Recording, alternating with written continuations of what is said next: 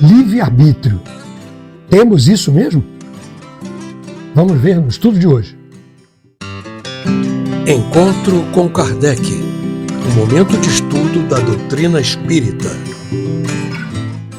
Olá, sinta-se bem-vindo ao canal Espírita Fraterno, seu canal de estudo e divulgação espírita.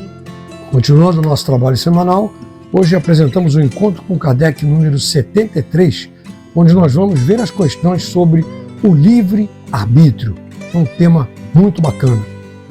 Eu não posso deixar de pedir a você que, se não for inscrito, se inscreva no canal, deixa o seu joinha, comente se achar que deve, compartilhe para que outras pessoas também possam ter acesso a esse trabalho que a gente vem desenvolvendo sobre o estudo do Livro dos Espíritos. Não esqueça de fazer a sua prece inicial e logo em seguida dar seguimento aqui ao nosso trabalho que iniciamos agora.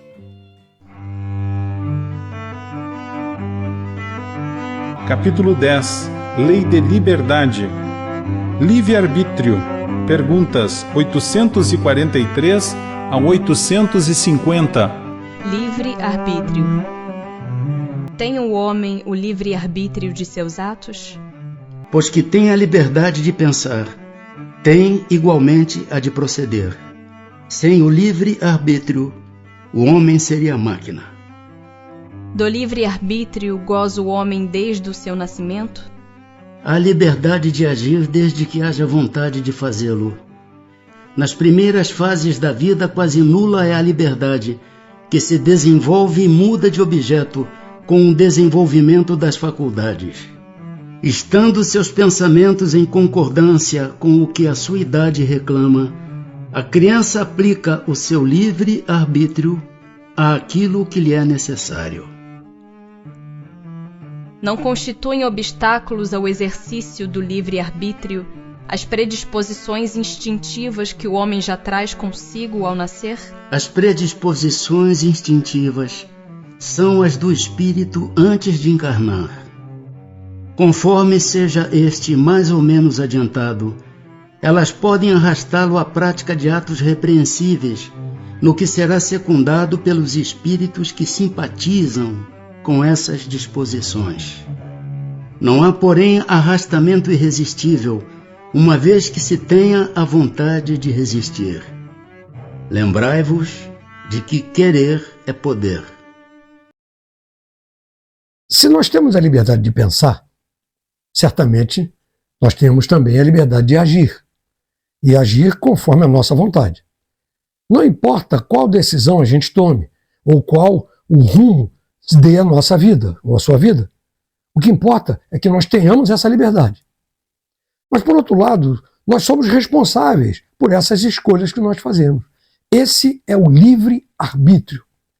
É claro que eu estou falando em situações em que as pessoas podem exercer essa liberdade de agir, porque há instituições, por exemplo, como as Forças Armadas, nada contra, diga-se de passagem, mas que têm regras rígidas de conduta e também assim, não permite certa liberdade. E também alguns países onde a liberdade é totalmente cerceada, impedida. Mas tudo é proporcional ao conhecimento adquirido, porque você não pode querer que uma criança, por exemplo, tenha o mesmo nível de liberdade de ação que um adulto. Tudo é relativo ao desenvolvimento que a pessoa tenha. Aqui está até uma questão interessante, né, sobre que nos traz instintivamente, como a nossa experiência anterior à reencarnação. Se o nosso desenvolvimento moral é baixo, se assim podemos dizer, baixo, né, teremos a tendência a exercer essa liberdade com base nesse nível moral que nós trazemos.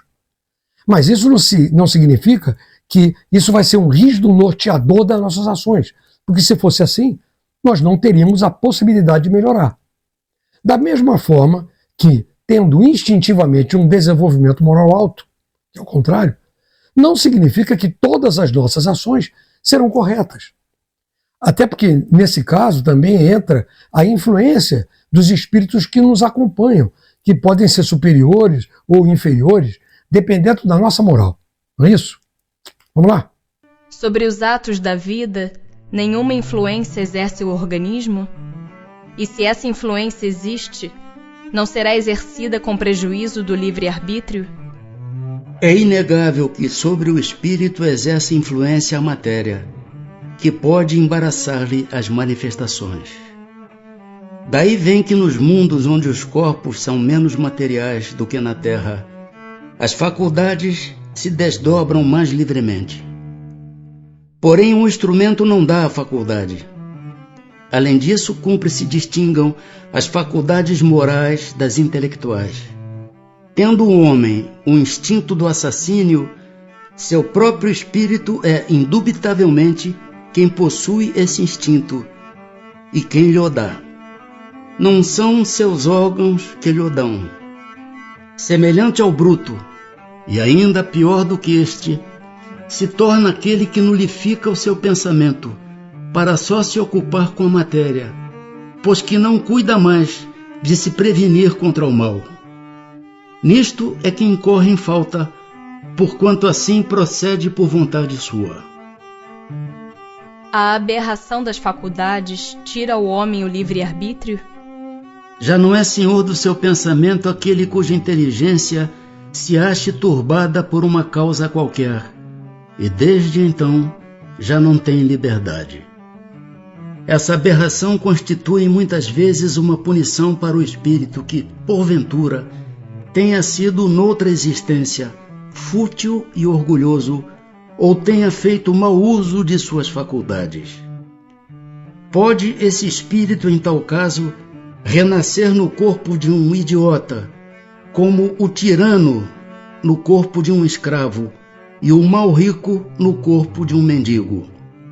O espírito, porém, sofre por efeito desse constrangimento, de que tem perfeita consciência. Está aí a ação da matéria. As tendências boas ou más que nós temos são nossas, são do nosso espírito, não são do nosso corpo. Como eu já falei aqui anteriormente, o instinto vem das nossas experiências e sim, nos influencia diretamente. Mas nós temos a liberdade de optar por esta ou por aquela atitude. Não é porque tivemos uma reencarnação anterior voltada ao crime que nesta também nós teremos a mesma encarnação ao crime. Hoje nós temos o livre-arbítrio de optar por qual caminho nós devemos seguir. O fato é que o meio em que vivemos influencia diretamente as nossas ações. A tendência de quem tem muito dinheiro, por exemplo, é de se exceder muito pelas condições materiais de que ele tem. Porque tem acesso a muita facilidade, né? Não conhece dificuldade. Por outro lado, quem passa necessidade material normalmente vê a vida por outro prisma. Tudo é proporcional, porque ele pode ser resignado e trabalhar sua vida para melhorar moralmente. Ou pode ser um revoltado e se desviar para caminhos complicados, não é? A gente vê isso todo dia. De toda forma, sempre é uma condição para o nosso melhoramento, sendo por opção de quem vai reencarnar ou por imposto por expiação, para resgate de alguns erros de existência anterior. Pode um orgulhoso, por exemplo, reencarnar com deficiência que limita suas ações, assim como pode um humilde reencarnar com facilidades materiais para confirmar a sua condição moral mais elevada. Cada caso é um caso. Servirá de escusa aos atos reprováveis o ser devido à embriaguez à aberração das faculdades intelectuais?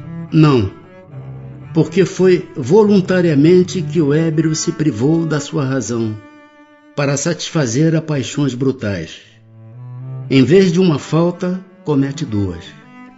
Qual a faculdade predominante no homem em estado de selvageria? O instinto ou o livre-arbítrio? O instinto, o que não o impede de agir com inteira liberdade no tocante a certas coisas, mas aplica como a criança essa liberdade às suas necessidades, e ela se amplia com a inteligência. Consequentemente, vós, que sois mais esclarecido do que um selvagem, também sois mais responsável pelo que fazes do que um selvagem o é pelos seus atos. A posição social não constitui, às vezes, para o homem, obstáculo à inteira liberdade de seus atos? É fora de dúvida que o mundo tem suas exigências. Deus é justo e tudo leva em conta. Deixa-vos, entretanto, a responsabilidade de nenhum esforço empregardes para vencer os obstáculos. Aqui nós temos um caso interessante que muita gente ainda quer desculpar, amenizar. Ah, fulano não agiu com lucidez porque estava sob o efeito do álcool ou da droga, sei lá. Negativo. Ele teve o livre-arbítrio de querer usar o álcool ou a droga, o que poderia não ter feito. Não poderia ter evitado. Aí ele pega o carro, dirige, provoca um acidente. Ele pode até não ter a intenção de provocar um acidente, mas se permite correr o risco na medida em que se compromete. Ele não tem condições. Aliás, nesse aspecto existe uma legislação muito específica quando tipifica o que é a culpa, o que é o dolo, né? Muitas vezes, às vezes essa pessoa tem até a intenção de provocar sim o acidente, sob o efeito de uma substância em que deixa florescer uma tendência agressiva quando se envolve numa briga, por exemplo, ferindo alguém, coisa que não faria se não tivesse bebido ou usado alguma substância. Aquela história daquele momento em que se sente mais forte e mais corajoso quando bebe, sabe como é que fica valentão? Certamente alguém já viu um caso desse por aí, né? Outro caso é o do selvagem, que ele se equipara à liberdade relativa das crianças. Ele age por instinto, mas tudo depende do nível de inteligência e conhecimento que ele tem. A última questão, 850, especifica o que eu falei no bloco anterior, sobre a posição social que ele ocupa, que certamente vai influenciar nas atitudes. Mas aí também nós temos o livre-arbítrio e Deus, que é infinitamente justo. Certamente leva isso em consideração, mas a responsabilidade pelos atos praticados é totalmente nossa. A gente não pode se furtar nem esquecer desse detalhe. Obrigado, pessoal, por estar aqui até o final desse encontro. Chegamos ao final. Eu espero contar com vocês na próxima semana para mais um encontro com Kardec, onde nós vamos continuar estudando as leis de liberdade. Muito grato a todos. Não esqueça, deixe o joinha, se inscreva no canal e compartilhe para que outras pessoas possam ter acesso também a esse trabalho que a gente faz. Fiquem na paz.